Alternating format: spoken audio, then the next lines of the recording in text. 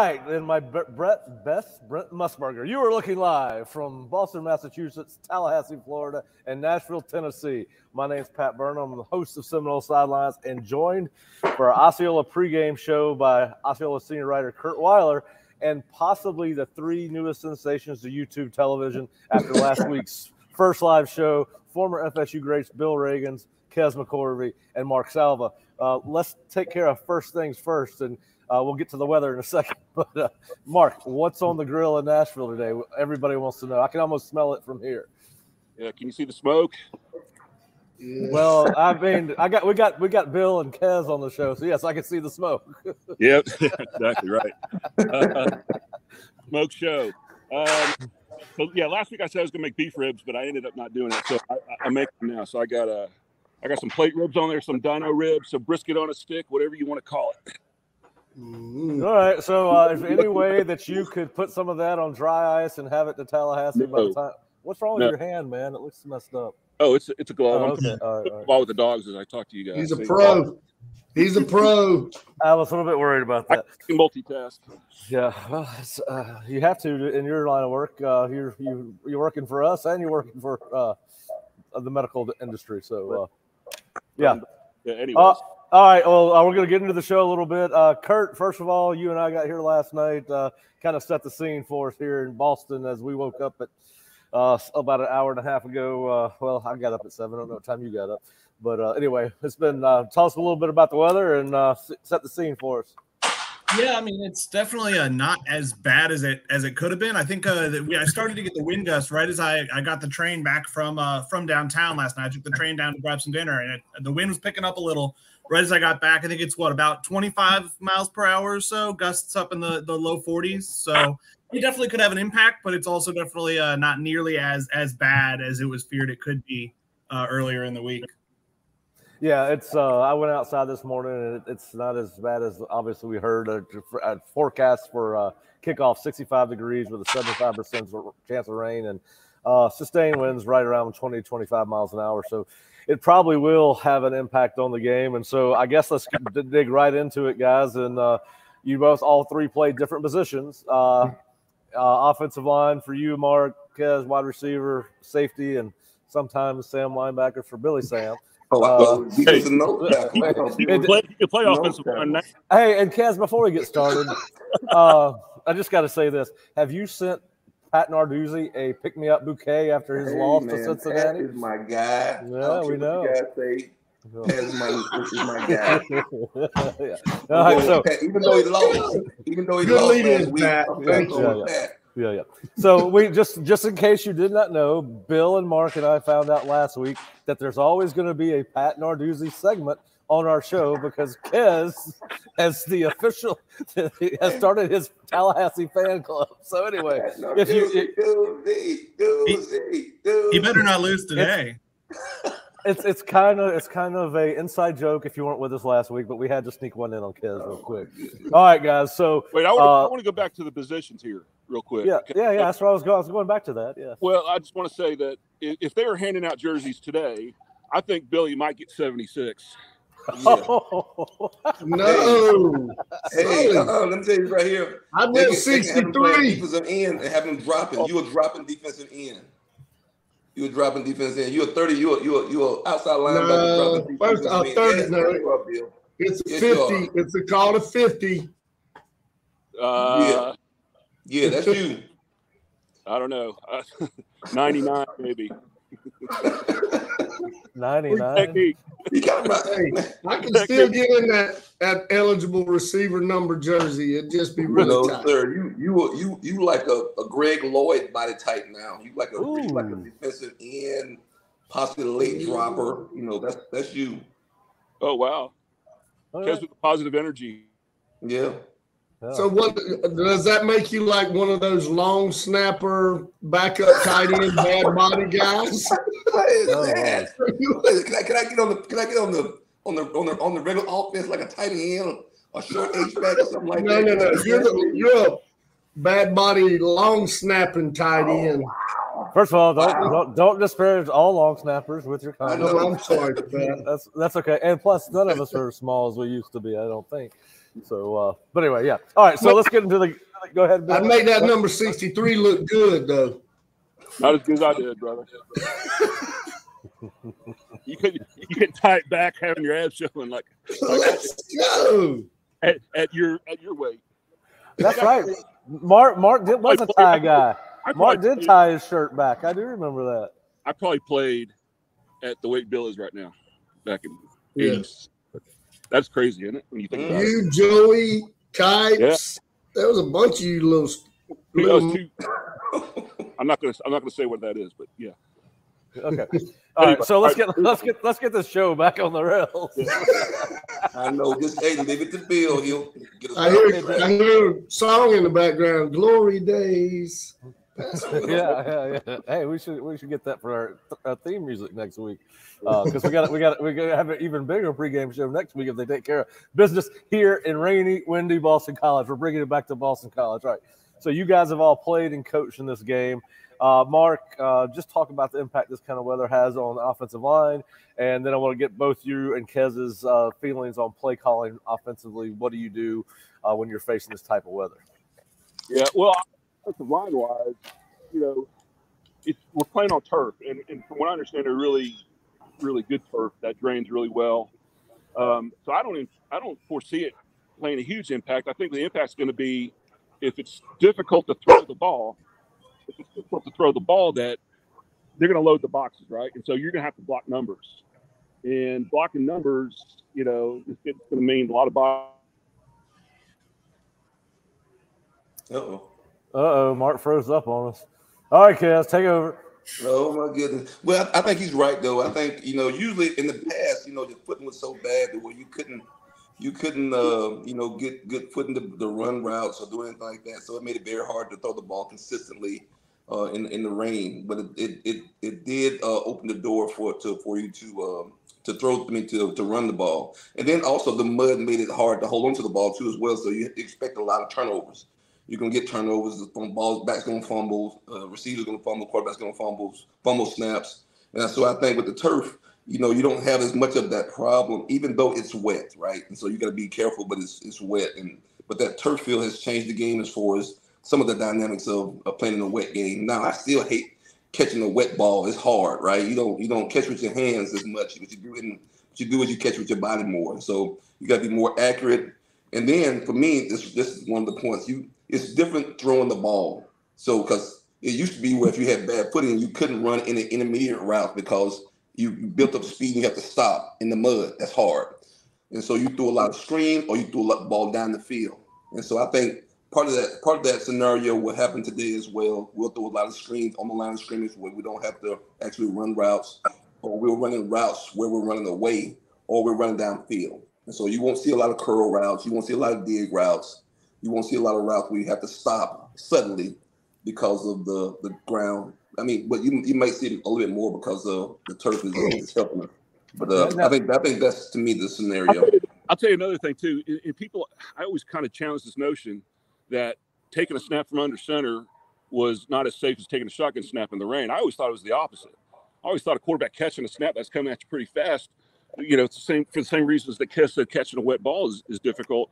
I thought being under center where the center's just throwing it put it in your hand and you feel it right away. I always thought that was a little bit safer, but what do I know? It is, but I think now what's happening now is the guys are more comfortable now. They've been doing it forever. They hardly ever snap. Now, Florida State snaps the ball under center a little bit. Yeah, we do. Other folks won't even do that. Other folks won't even snap the ball ever, even when the game is in victory or something like that. So, but I wonder if we would revert to some under center game.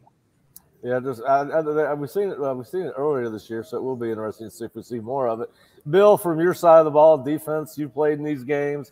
How do you are you less aggressive as a tackler because you got to worry about extra footing? I mean, we always talk about coming to balance where you tackle even in great conditions. Is it even more important to come to balance in these conditions? We see guys slip on these artificial surfaces all the time when it's dry. You don't see, in my opinion, you don't see as many guys slip on grass as you do on these artificial surfaces. But how do you approach it? You are a strong safety, obviously closing on the ball, whether it's run or pass. how does it change the way you play defense, or does it change the way you play defense? The turf has really changed. You'll get some wet, slippage, but the rest of it, man. I mean, we played in the rain last night, and the footing is nowhere near as bad as everybody thinks. I don't think. I mean, we don't have a lot of slipping now. What they were talking about with the wet ball and all that kind of handing off the ball and and then trying to throw it. Now it definitely changes the game defensively. You could, you can get in there and be a little more tight in the box and run oriented, but they're going to be able to throw the ball. They get drive footballs in there every snap, and their guys can run routes. It'll change it unless it's just a deluge. I don't think it's going to be that's my live oak term. That's one and now we're creating words on Seminole Sidelines. Okay. Look that one up after the show, Pat. You rascal. I do not know it. You're right. You're exactly right. It's deluge. You're right the first time. It's still football. I think if they can throw the ball, if it's not so bad wind-wise and it's not raining extremely hard, you'll be able to throw the ball. I mean, but you can be a little more geared toward the run, obviously, because they're probably thinking the same thing, that we got to protect the ball. They don't want to, go out there and throw a wet ball and have a bad throw or something crazy like that. All right, Curt, we saw these guys work with wet balls in practice today, this week. What was your takeaway? Did you see many drops? Did you see more drops than normal? Were there any more errant throws than normal in practice with the wet ball drills they were doing? Not that I noticed. They weren't doing it throughout practice. They were doing it in certain circumstances. They were doing it when they were kind of doing the pre-snap motion type plays at one point early in practice. I think they're doing it with some throws later in practice. I didn't especially notice any huge difference on that front. It does bear mentioning. I mean, you talk about the wind. I believe the stadium is north-south, and I think the winds are coming north. Yep, so I think it's not going to be a crosswind type situation. It's going to be you're throwing into the wind half the time, and the wind's helping you half the time. So that could make for some interesting. It'll be interesting to see how downfield they go, or if like I said, it's a lot more of the screen stuff. We did see a lot of that. We saw a drive definitely in one of the situations that was just a lot of. I don't think he threw much beyond 8 or 10 yards downfield in practice this week. All right. Now, Mark, I know you didn't get to finish. You froze up on us, but just talk about how this might affect how Mike calls this game. Wind, rain. I got asked last night, do you think they'll go more inside zone because you don't have, obviously you're not pulling people like you are on the counter. Will it affect how they even call the run game? How would it affect the way you would call this game?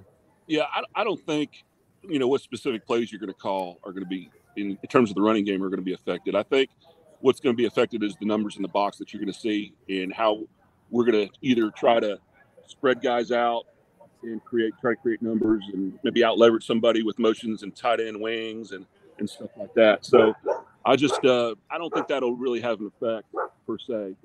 As far as I was saying, during pregame, I'm sure they're going to look and see, tight spirals into the wind are really. If it's tight, I think the ball trout. It's like when you're hitting a golf ball. When you hit it pure into the wind, it's still going to go pretty good little ways, right? So if it's coming out wobbly, the wind will affect it. But if it's coming out tight, you have a chance to throw the ball. So all that kind of stuff, I'm sure they'll see in pregame too. Yeah, listen, I wish I knew the feeling of hitting the golf ball straight. I always have to chase mine out in the woods. So maybe one day you could show me what that's like. Well, I'm about 1 out of 100.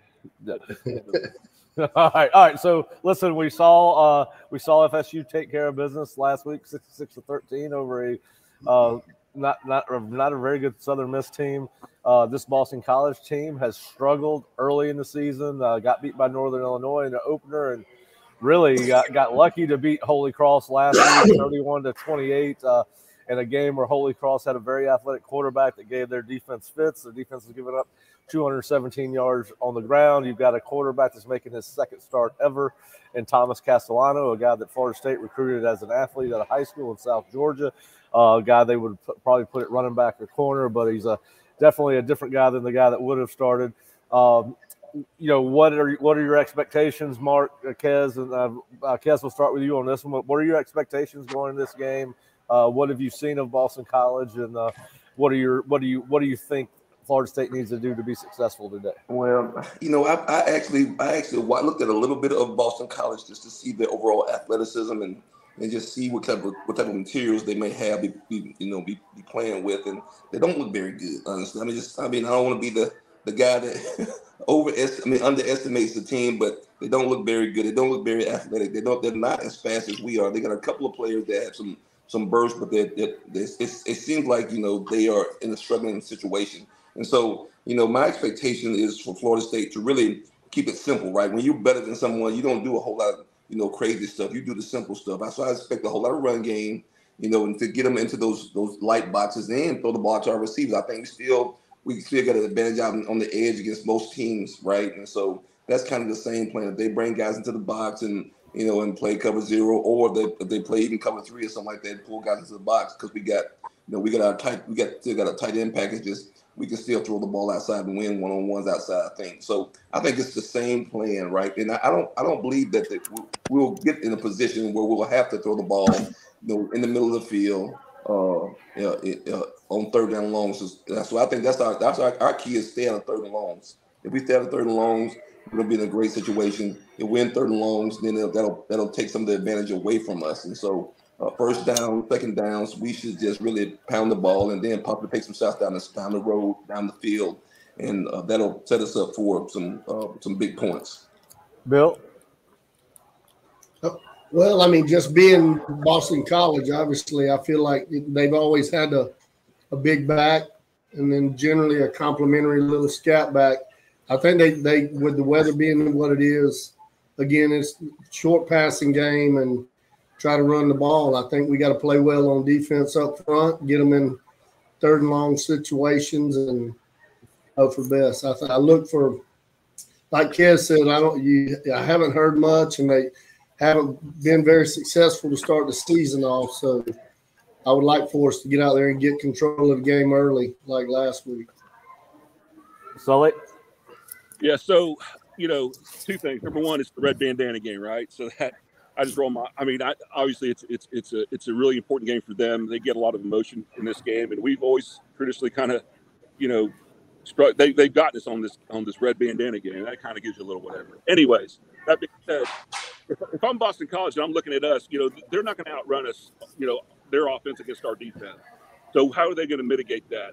I bet you they're probably going to go some heavy sets, right? So if they do bring in like multiple tight end offense and maybe 2 backs, how are we going to respond? Are we going to go 3 linebacker defense, which is something we don't normally do, right? We're normally a 4-2-5 defense, right? A nickel defense.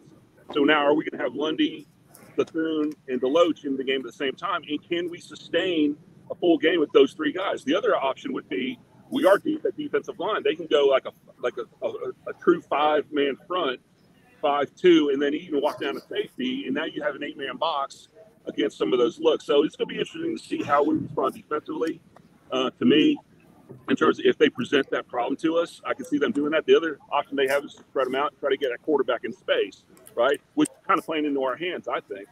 So I don't know. I don't necessarily see them doing that. That's the things I'm going to see is how this game turns out, what each side feels their advantage is, and how they can get the edge on the other. Yeah, and we did see if you watch the Holy Cross game, they showed a lot of formation. You saw 11, you saw some 22 where they had a tight end and 2 tight ends and have H back with the tailback, and obviously you saw a lot of 13 where they tried to create an advantage. So I agree with you there. I think we'll see a lot of double tight ends, and Curt, I think we'll see a lot of 2 and 3 tight end sets with Florida State this week. I think with the weather, they'll try to run the ball, and I hope we see some wide dumps and some little quick wide curls and maybe a little wide takeoff with my man Biscuit heading straight down the seam. What do you think? For sure. No, yeah. I think you're gonna see it's a heavy dose of the tight ends because of the weather, but also because maybe because of the weather, like we've said, Boston College, I would expect, is gonna try and load the box and could put quite a few numbers in there. And so you counter that by, 22 personnel, maybe even 32 personnel. It's Mike Norvell does crazy things with tight ends. And this is a day where he should get to show off plenty of them, I would imagine. Yeah, Well, I think it's the guys we have though, right? So you could have 3 tight ends in the game. You got Biscuit, Bell, and Morlock in there, and you might get a spread formation because those guys and they line up that way, right? It's true. Yeah. It's true. Yeah. And so now you've got linebackers covering Raheem Bell in the slot. That's a pretty good matchup. Yeah, it is. You know what? Too. I love that the flexibility that Bell kind of brings to. I always thought that he could be a X factor as far as being multiple in our game. So he's a fullback. He's a tight end. He's an H-back. He's a receiver too as well. And so that makes it hard to kind of personnel on defense because that guy is a receiver. He is legit a receiver, and also as big as a house. And so he's physical too as well. So I think we just have some advantage. But I tell you this right here: don't negate the thing. Don't think that we won't have some pass game. I think the passes we'll have will either be short passes where we can catch it and yak and get some run out the catches, or they'll be down the field. I think eventually, because you're gonna have to, if we run the ball successfully, you're gonna have to pack that box, right? And if you have tight ends, your safeties. For me, as I'm looking at the defense, right? I know if the safeties are inside the box right there, there's no way they can get off those hashes to be able to help them outside. Okay, so we really got one-on-one outside. So it's one-on-one. My receivers versus your DBs are over there, and then it's best matchup wins, right? And so I think we'll have some great opportunities to even in the pass game. Because I think we're gonna run the ball, but even in the pass game to have some really big plays. So you might see some yards per completion, yards per attempt, and in the 20s type of situation. Yeah, and I think that Florida State, to your point, Kez, has a huge advantage with their tight ends and running backs in the pass game against the safeties and linebackers from Boston College. They struggled against Holy Cross with some of that, and obviously it's not going to get any easier today with Florida State. I think that there are going to be some opportunities in the pass game. Bill, you do have a quarterback, their Castellanos, he's really athletic. He did again, it's Holy Cross, but he was 17 of 23, showed the ability to make plays out of the pocket. He's similar to Jordan in that regard. He's got great lateral movement, can make people miss, got really good speed, a little bit undisciplined, got a couple of personal foul penalties called on him for taunting in a game against the Division I AA opponent. His leadership skills are in question coming out into the game, but he's young. He's a sophomore. But what do you do for Adam Fuller to try? He is their offense. He leads them in rushing, leads them in passing. One of their starting running backs is probably not going to play. What do you do if you're Adam Fuller to try to box in Thomas Castellanos, who's really the one punch they have on offense right now?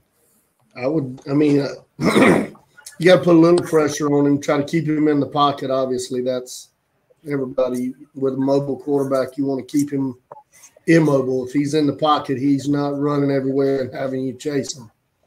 So that's got to be big. And then I hadn't had a chance to look at him. I don't know how he responds under pressure, and I don't know how their front will handle pressure. They are generally really strong up front. They always have big kids at BC and their physical group up front on the O-line. So it could be interesting. Like I said, we got to contain him, keep him in the pocket, and make sure that they're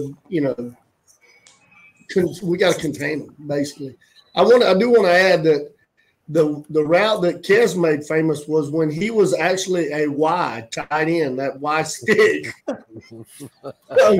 He was doing it as a wide receiver, but he would look just like Bell or Morlock doing it right now. So I just want to make that. Oh, I knew there was going to be a shot fired. Shots fired. All right, we finally got back to that. I knew we would. I thought you loved me, Bill. I think that what we've learned on 2 weeks into this show is we kid because we care. I think if we were not taking jabs at each other, we've all known each other a long time. Hey, don't forget Pat Narduzzi's resume. Hey, we're going to get that thing out there, man. If you get, you might listen. Is your man going back to Michigan State? Have you started the Pat Narduzzi back to Michigan State thing yet? Hey, he might go, man. You never know, man. I don't know. You know what? Listen, man, let me tell you this right here. Stop hating on what I'm. Don't stop hating on me. That's hate. We love that you love Pat Narduzzi. We love it. Hey, let's get back to this game, man. What we worried about Pat? Oh, just ask. I don't know how. I don't know how. Oh, we were. I don't know how it got brought up. Get back to All right, this let's go game. back. All right, so let's listen. I don't want to try to mass create drama or oversell what's going to happen today, but you're almost 4 touchdown favorite. You've got some bad wind conditions. Certainly you could get some rain.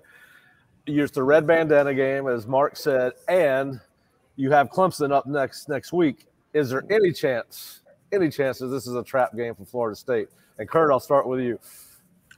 I mean, a trap in that, like, Jordan Travis has to play a more than like a drive in the second half. Yeah, I would be pretty stunned. I mean, a lot would have to go wrong. You'd have to. I mean, the turnover margin would have to be pretty drastic, I think, to be the equalizer in terms of really keeping Boston College in it into the end. I mean, you don't want to rule a team out. You see a 1 or 2 upsets of kind of this spread size over the course of a season. So could it happen? Yes.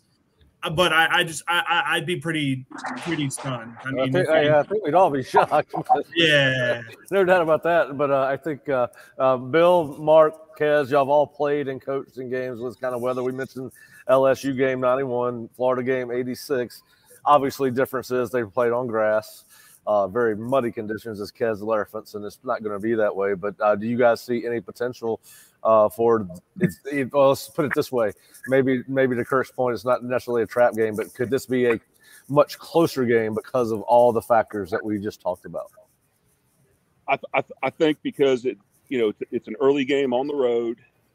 I think the weather, and then on top of that, some freaky things got to happen. And knock on wood, like some run of injuries, something like that. Where all the guys get a little wide-eyed if something weird starts happening. That's the only scenario I can see. I mean, but Kes said it. They're not very athletic. I think defensively, this is a game that, the line of scrimmage wins the game. And I think our defensive line has been elite up to this point. I think our offensive line has been really strong up to this point. So, that being said, regardless of who's in the game in the skill positions, I think they ought to control the game pretty good. Bill? Yeah, I don't foresee any, unless it just stops raining and the wind stops blowing every time they get the ball on offense, and it's I don't foresee anything like that happening. I mean, I actually, the only game I've been to up there was a red bandana game that we lost. I guess when was the last time? 19, maybe. I don't. 17. Jimbo's last year. Yeah. There you go. 17, and they had a good ball club then. They had the big running back that's playing in the league, but and I don't know what they have now, but they pounded our ass. They ran it right at us the whole game. It was a good game. Yeah. And I think that's what we'll see a lot of. Well, I think the problem was you went to the game, Bill. That's the problem. You was at the game. Yeah, don't let Bill come to a game. That's our game strategy right there. Man, no, BC should have flown me up there, huh? Boston College should bring you up. But I think the emotions of the game, right? I think the only opportunity Boston College has is to be able to get some momentum early in the game, trick plays. I think most teams will do the same thing. Most teams are going to try to get a big play to try to convince their players they're good enough, and then try to unconvince our players that maybe we're not as good. And I think it's less of an opportunity because we've had so much success, and the guys over the past 2 years, you've seen them finish games and play the whole game. So I think you're right. For us, I think if there's no to have a bad first half, I think there's a possibility because based on the emotions, based on the field, based on things they might pull out the bag. But I think over the whole game, no chance for Boston College to win the game because I think Florida State has proven themselves, and I think I see Coach Norvell coaching that practice, and there's no opportunity for those guys to lack intensity because the way he rides them, there's no opportunity for those guys to have lack of intensity coming into a game, not be prepared. And so I don't see an opportunity either. I just see them possibly trying to affect the momentum of the game with some trickeration to cause some doubt in the players and get some confidence for their guys. Yeah, listen, I think with Bill and Kez, the answer is probably going to be no. But Mark, I used to love as an offensive lineman to play in these kind of games where I wish it was muddy. It's not going to be muddy. You can't cut anymore. I used to love to cut and I'd come up my uniform and be covered in mud. But anyway, I used to love to play in these bad weather games. They were fun to play in. Obviously, center, as you mentioned, we both played center. The exchange was a little bit different, and long snapping was certainly a lot different. But did you have fun playing in these games when it was raining, bad conditions? You did not? No, I was a pretty boy. You kidding me? I like to be dry, light. I mean, I wore the smallest pads you could wear. You know, I had the smallest knee braces you could wear because I wanted to run and, you know, be light on my feet. I didn't like sloshing around with heavy shoes. I hated that stuff, man. Well, I was surprised to hear that. I thought you would have loved it. I was quicker. You know, that was the only chance I had because I was so much smaller than everybody else. I was quicker. That gave my advantage. Mark, I'm with you, Mark. I'm with you, Mark. Climbing around that mud is a mess, man. I hate. Hey, you know what I want? I want to come in. I want to go out the game the same way I came in.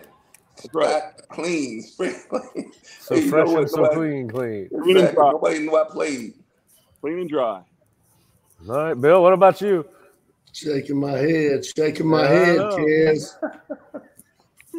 Hey, it's like playing baseball, man. You didn't really play unless you slide or do something, get your pants dirty. That's right. Come on, man. Hey, we might put 2 hand touch with me, Bill. 2 hand touch. You always had to take an extra big lead. You always had to take an extra big lead at first base and get one throw over so you could dive back to first base just to get your get your uniform dirty. Yeah, I never wanted to come off a football field with my uniform as clean as it was when I started. That was not the way football was supposed to be.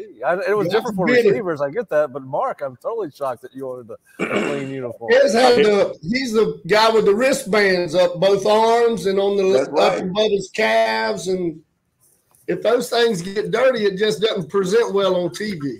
No, that's right. I pour as little as possible.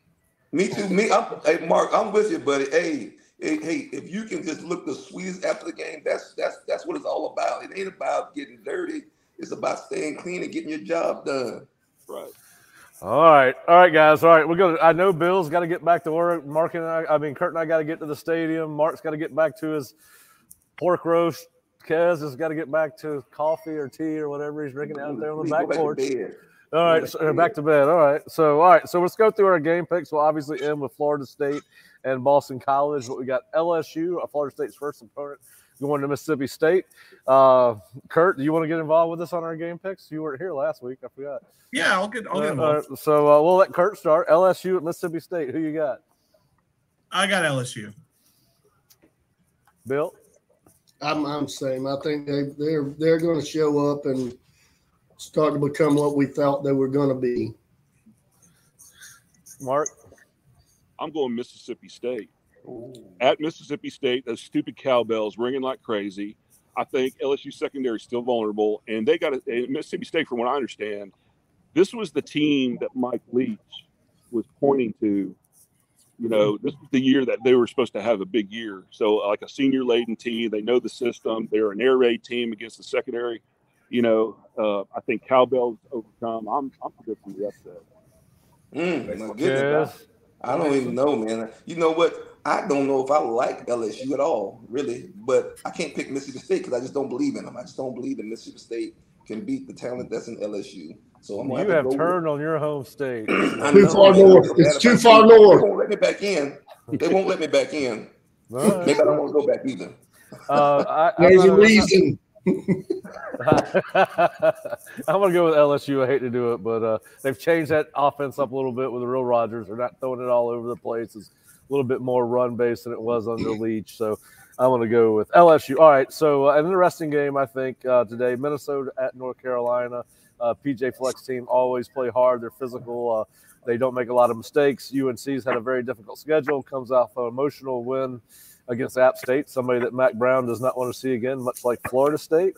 He has a hard time with those two schools, and he actually played and coached at both schools. This weird little thing there with Mac and those two schools. But anyway, they had an overtime game against App State that they pulled out late. You're gonna have a Big Ten opponent coming to your stadium. Mark, I'll start with you. You got Minnesota and rowing the boat, or you got Mac and the Jordanaires? I believe in Drake May. I think he's the better quarterback. He's one of the best quarterbacks, and I think in this the way college football is now, the team with the best quarterback wins. So I'm going with North Carolina. Kez? I'm gonna go opposite, right? Because I don't believe that. I just think if you this is what I believe right here. I'm gonna give you my scenario right here.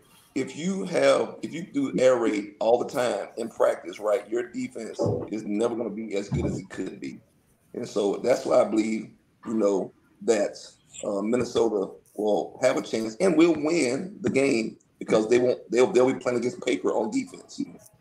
Bill? Look, if Kez picked Minnesota, I got to go North Carolina. Bill, I'm trying to make you a winner.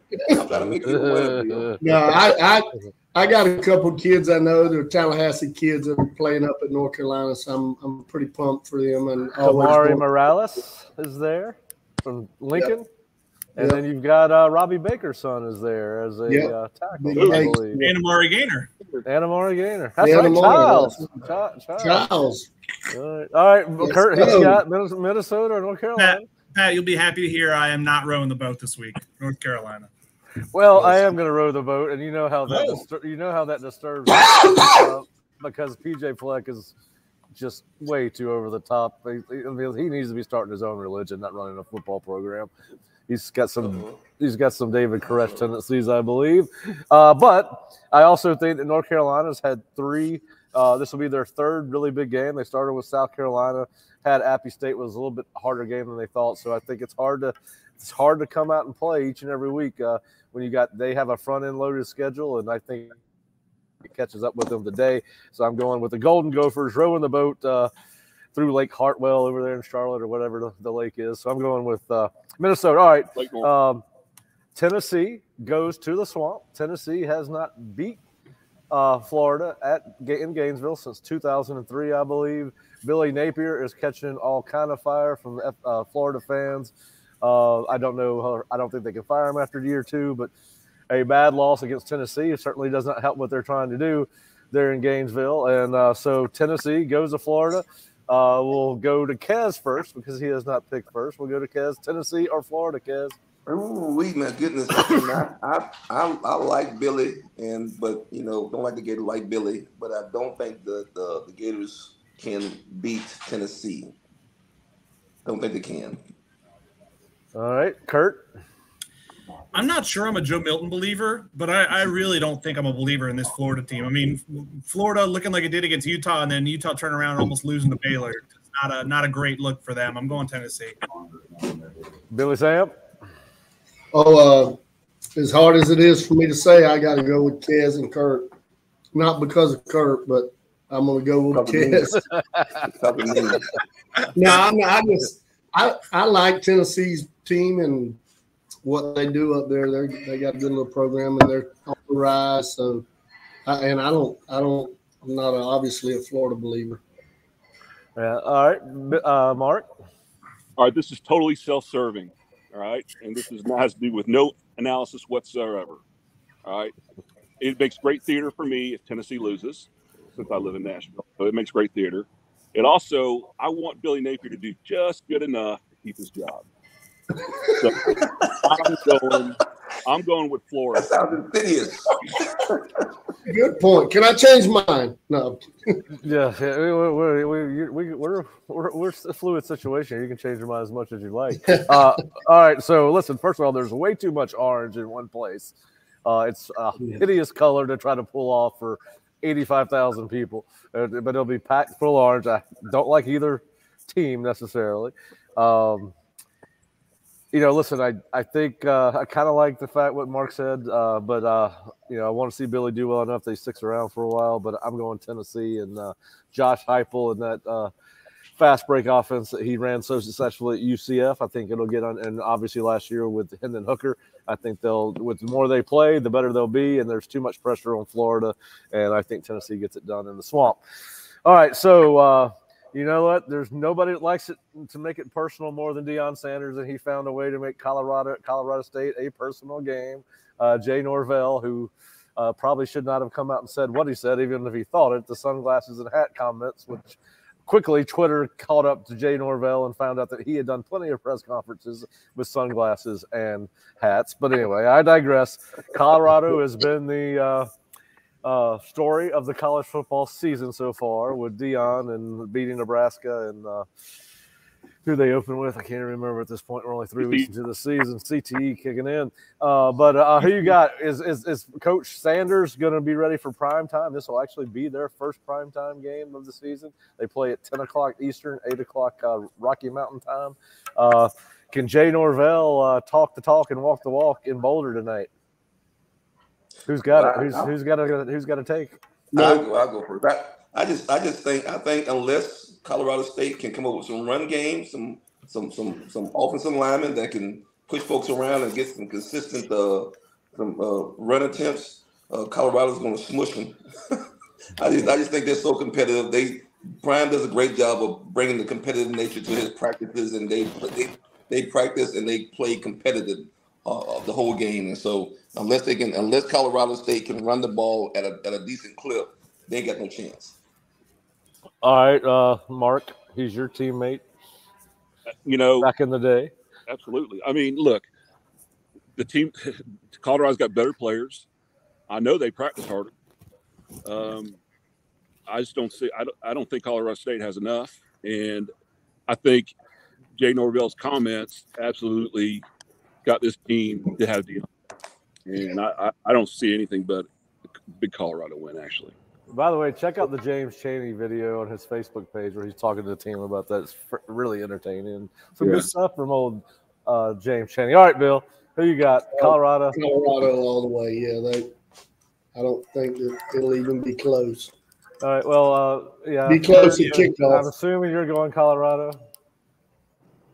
Me, yeah. Things get interesting for Colorado next week, but they'll be 3-0 going into that Oregon USC back-to-back stretch. Well, let's see how.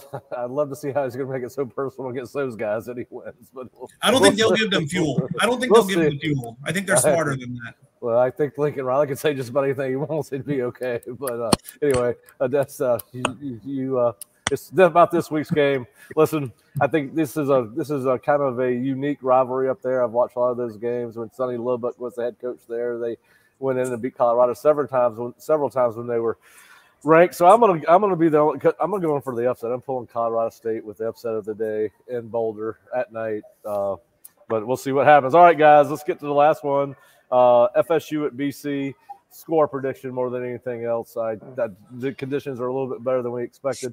What's your take on the final score tonight? Well, I said in my Osceola preview, made the points I already made here today. I think the wind's going to play a factor. It always does, especially gusty winds. I think we score about 6 touchdowns. Nobody makes an extra point. We win 36-6. All right, 36-6. So you're sticking to your exact score. All right, Bill, what you got? I think we're going to be able to run the ball a little bit on 48-14. 48-14. All right, Kez. I'm gonna get in them 50s, right? We used to not have to run gases. We get to the 50s. I think they're gonna get to the 50s. 50. I'm gonna say 52 to 10. 52 to 10. I think like Bill said, we're gonna be able to run the ball pretty good, and then we'll get a couple big plays. He's gonna have to make his receivers happy. You got to make them wrestlers happy. So you got to throw the ball down the field, and then our second team guys, the second team running backs, them cats want to get in that zone, and so it's gonna be over 50. All right. Well, so it's blowouts all the way around. I'm gonna stick to 38-16 because of the weather. It might be a little bit more than that on Florida State side, just because of the weather's not as bad, and I do think they'll find some plays in the passing game off the run action. But hey, guys, I can't again. We got such tremendous response from you guys coming on last week. I sent you guys some of the comments. It really was a hit having you guys on. I know we woke Mark up at about 7 o'clock his time to get going there in Nashville. Bill, you're at work. Kez, you woke up early to join us. And listen, we got a really big one next week. We'd love to have y'all back for another pregame show going into Clemson. Since I am not going to the stadium, we can actually push it back a little later where you guys don't have to be up at the crack of dawn to join me. But we'd love to have you back. Love your insight. Love the stories. Always fun to catch up with you guys. And I know that our viewers on YouTube and our Osceola subscribers really appreciate you guys doing that. And so do Jerry, Bob, Curt, and I. And I hope you guys have a great Saturday watching college football. And look forward to catching up with you guys. Mark, I'll catch up with you after the game at some point for first impressions. And we'll let you guys sign us off. Go Noles. Go Noles.